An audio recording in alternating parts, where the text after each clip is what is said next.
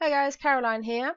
In this video I'm going to start to go through the details of doing match betting with a second set of accounts. Now I've decided I'm probably going to split this out into at least 2 videos because there's actually quite a few things that I need to cover. So starting from the basics then, why would you want to do this with more than one set of accounts? Because you can earn double the money. What I have discovered with match betting is that the bookies will restrict you eventually. You'll be gubbed, state restricted, excluded from promotions, and in some cases may even have your account closed. There was one bookie that did that to me, which was Star Sports. Didn't even get past the welcome offer. So it is, match betting is great money, but it's limited money. It's not something that you're going to go and quit your day job for because it won't last forever. But if you have some friends and family that trust you with their details, then you can keep it going by opening up more sets of accounts. But of course, you have to take precautions. The biggest problem is you do not want the bookies in question to know that you, one single person, is operating more than one set of accounts. They don't like that, and they will shut the accounts down, both sets, any which they detect immediately if that happens. And I think because it's against their terms and conditions, if you do that, they are also within your rights to withhold any money.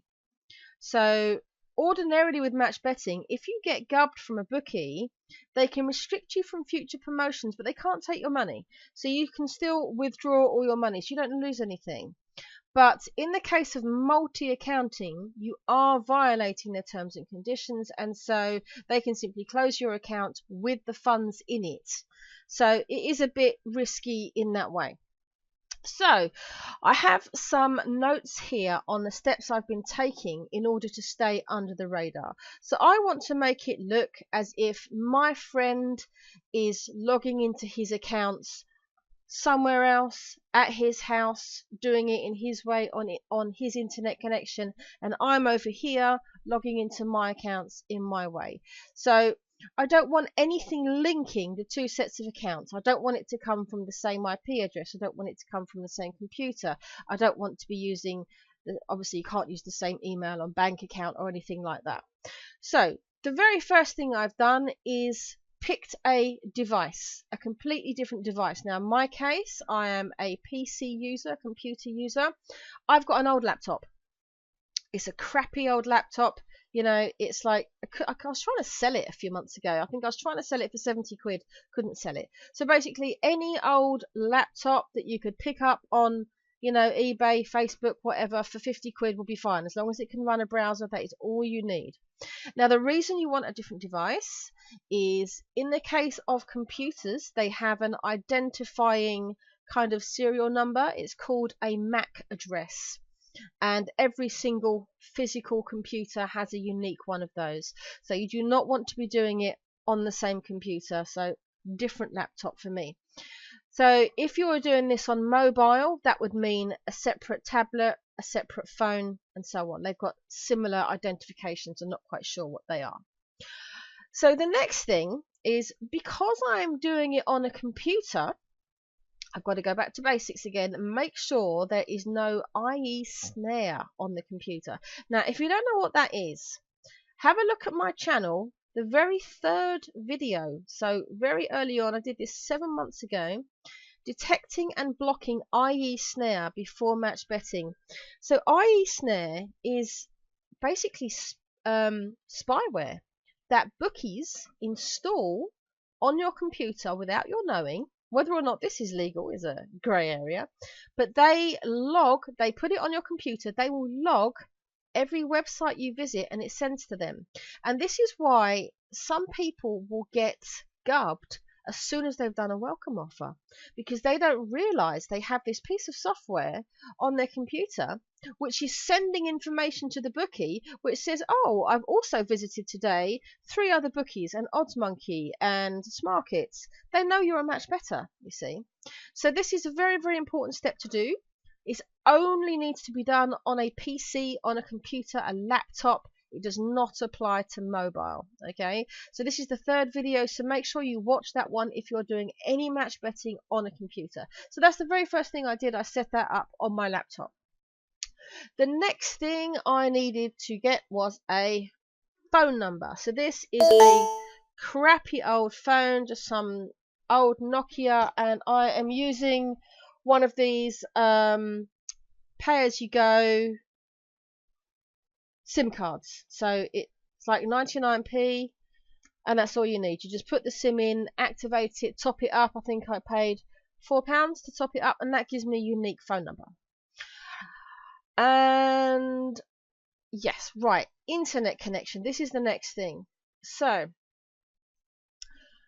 I've only got one internet connection, and for me, see, most people would have Wi-Fi in their house and could then use their, I have another mobile phone, my main one, which is Samsung Galaxy. Most people could then set this up as a mobile hotspot and use that as a second internet connection to get a second IP address. Now, in my case, I don't have Wi-Fi, so this is my primary internet connection, so I can't use it as a secondary, so I have to do something else. So I am using something called a VPN, and VPN stands for Virtual Private Server. Doesn't really matter. Basically what it means is you connect sort of to this thing called a VPN, and it kind of acts as a buffer between your computer and the internet out there, and it shows you having a different IP address, and you can choose to be basically anywhere in the world, and you can choose a location, you can choose a server. So this is something I did in Tenerife. I bought NordVPN is the one I use, and if you have a look on any of the match betting groups like on Facebook, most people will recommend this one, Nord. So I did this in Tenerife, and I selected Spain. Because if I tried to log on to any of the bookies or to Betfair or Smarkets, it would come up with an error message saying, oh, you're trying to access this website from a location that is not allowed. And it would usually tell me this in Spanish because I'd forgotten to block my internet. And so, sorry, I didn't select Spain. What am I talking about? I selected the UK while I was in Spain. So then it thinks, oh, now I'm logging on from a UK IP address, and it's fine. So that's how I got on in Tenerife, and this is what I'm going to do. So this time, of course, I'm still using a UK location, but I've just simply picked a server.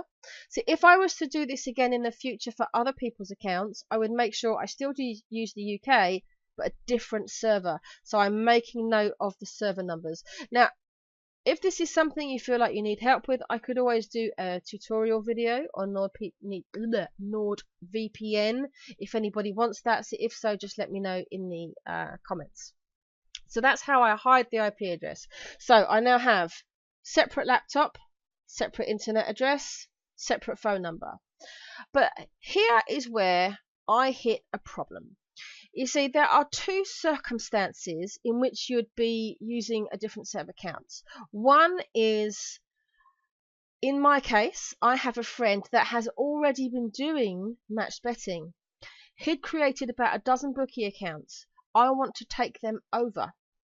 Or you might have someone that's never done any match betting and is simply quite happy to just hand over their details for you so you can start from scratch. That's the easier option. But because I'm taking over from a friend who's already created a dozen bookie accounts, that poses a problem. Now, the reason why is because, first of all, for every bookie account, you have to register with a phone number. So he used his own phone number. Okay, it's not mine, and I can't take over his phone number because that's his phone number. Now, luckily, he created a separate email address, but there was a problem with that, which I'll come back to. But also, in order to deposit for the first time into any bookmaker, you have to make a deposit from a credit card, bank account, something like that. If you use something like PayPal, Skrill, Nutella, the online services, usually it will not qualify for the welcome bonus. So at least for the first deposit on all those accounts, you need to use a bank account. So of course, he has used his own bank account. So I'm not going to take over his bank account. So I have to set up a new one. But here's the problem. What I don't want to do is log in to, say, his Bet365 account and then start changing the bank. You see, I can create a new bank account, and this is something that I've been working on over the past couple of days, because I've been setting up a new bank account using this new phone number. But of course, he's already got a bank account associated with his bookie account. So if I go in there, change the bank, change the phone number, and then suddenly start doing a whole bunch of activity that he wasn't doing before, I think that's going to raise a red flag. And I think that is something that could get those accounts gubbed quite quickly. Now, for all the accounts he hasn't created, it's not a problem. You know, there are about 70 or 80 bookie accounts, as well as God knows how many casino. Now, my friend never touched the casino, so they're all open for me to do.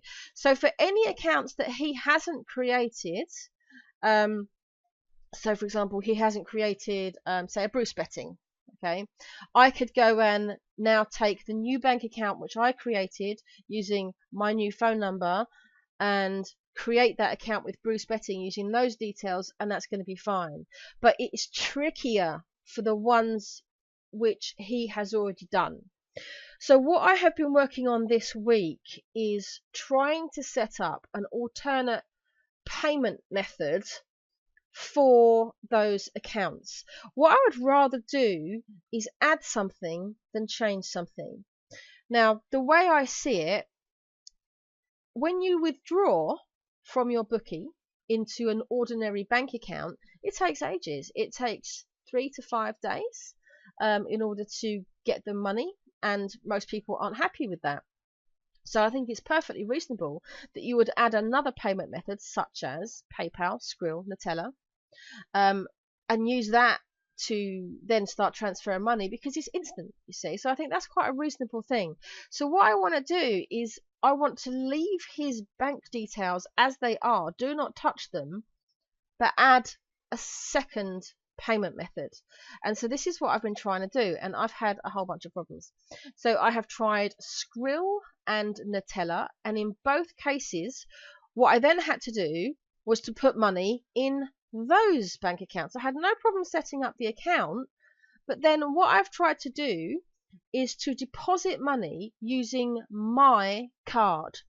So I set up a separate bank account for my matched betting 7 months ago. I used NatWest, so I have a card for NatWest, and so I have tried to deposit using my NatWest card, and I just had various problems. I just, on one of them, I think it was Skrill, it just came up and said unknown error, so that was very unhelpful.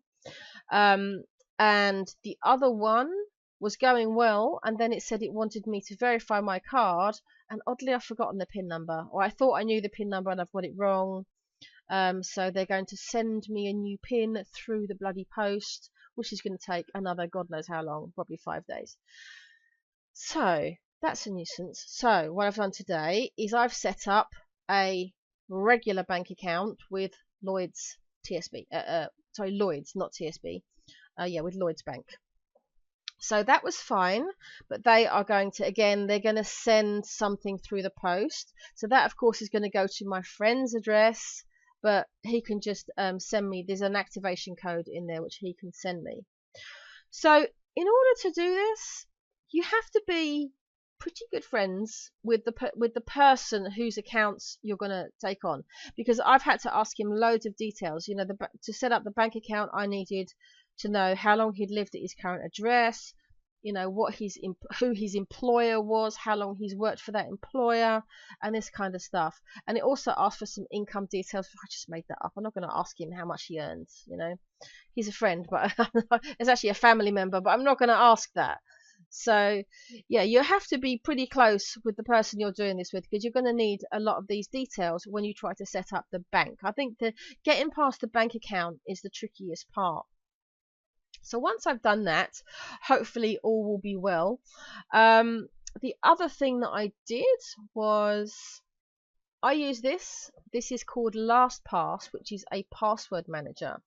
Now I have my own LastPass account for me, which I have used for years and years and years and years, and I use it to store all of my passwords and things for every website that I go on.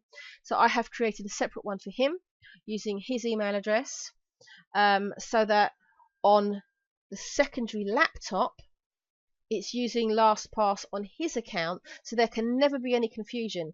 Because if I had tried to manage, say, both sets of accounts on one LastPass, Sod's Law says I would make a mistake and accidentally log in as me on the other computer, and that would be the end, basically, of that account. It'd be detected, and that'd be it. So I have to make sure there's no mistakes. So that's why everything is completely separate. Now, talking of email, I had a problem with the email simply because when he created his email account, he did it with Outlook, and he never verified it with a phone number. So it was receiving email, but it was never sending. So I had to get it verified on this first. And I also had a delay here because I had the old phone, but all of the SIM cards that I had been expired, so I had to go and get another one. So that's why this has been taking so long, basically, is messing around with email, phones, and bank accounts. So once I have all of those things sorted, I need to get to the point where I can deposit money into those bookie accounts. At the moment, none of them have any money in because, of course, he's withdrawn all of his money. So once I can deposit my own money into his bookie accounts, I can actually get started. So then I will do another follow-up video once I've got there and see if there's anything else I need to discuss. But I think that is the main things. So it's separate device, separate email account, separate internet connection, separate phone, separate bank account. I think that's everything. So if you've got any questions, if there's anything you want me to explain further, anything about the VPN, for instance, then please put a comment and let me know, and I will take any of those comments into consideration for doing a follow-up. So there will be another video coming once I actually get started on it. But yes, I'm still waiting for things like activation codes and stuff like that for the moment. So that is it for this video. Sorry it's been a bit of a waffly one, but it's kind of complicated, but not. I mean, once it's all set up, it'll be fine. It should be smooth sailing, but it's just getting set up at the beginning that's tricky. Okay, so that is it. Thanks for watching, guys.